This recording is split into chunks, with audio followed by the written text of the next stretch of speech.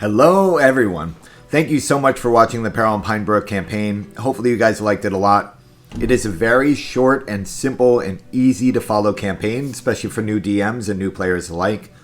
A couple of the things that I really liked about the campaign was there is pre-made characters that are very easy to follow.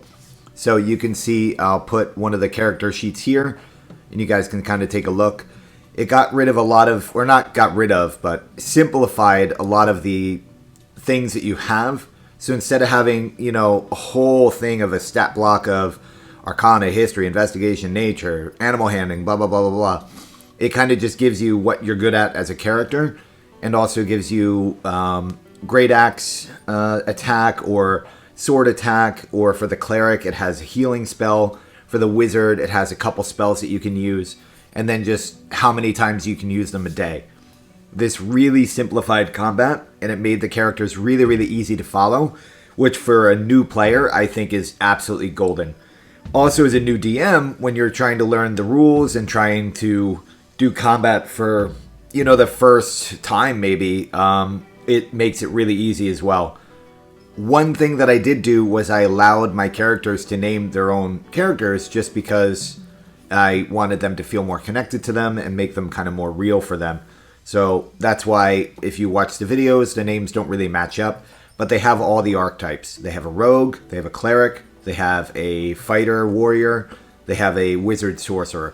So the characters can pick whatever they want and kind of play accordingly. The PDF is also very easy to follow. I think it's like 8 pages, maybe not even. I printed it out and I wrote notes on the side of stuff that I wanted to do or little things that maybe I wanted to do as well. The campaign itself took us about 3 hours to complete. I think it mainly took that long because we were doing it on Roll20.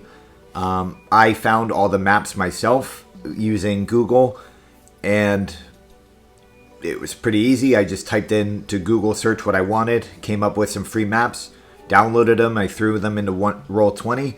I got the grids lined up and everything worked out really well.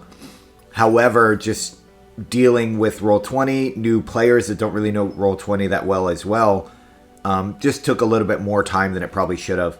In the videos itself, you'll notice that some of the time is a little bit more compressed. I did cut out a lot of the, oh, well, this is how you do measuring, this is how you do that, this is how you do this, or just us confused. I felt like it wasn't good to watch. So a lot of that stuff is cut out of the videos that you have seen on YouTube.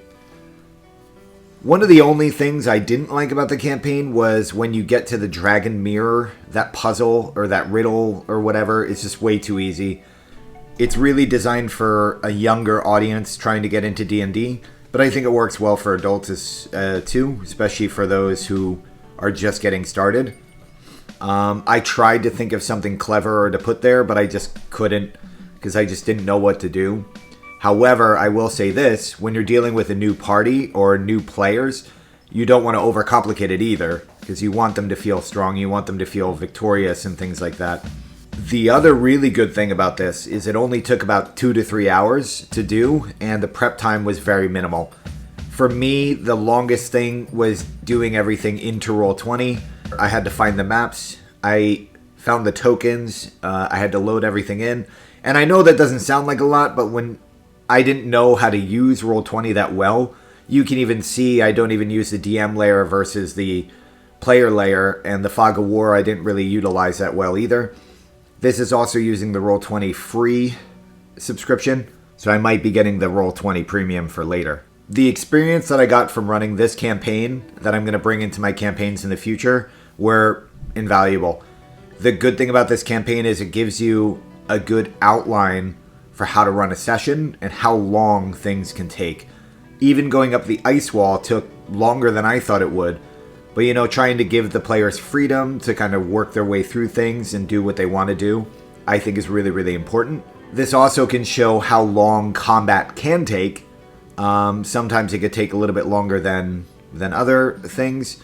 So it's good to learn how to set up a session so it doesn't run over because you're running 3 combats back to back to back and that takes, an hour and a half there. So you waste a lot of time not doing other things. In terms of session writing, this was a good way to kind of see an outline and build sessions around it, which I think is invaluable for the future too. I've also done a lot of other one-shots. One that I really enjoyed was one called The Library.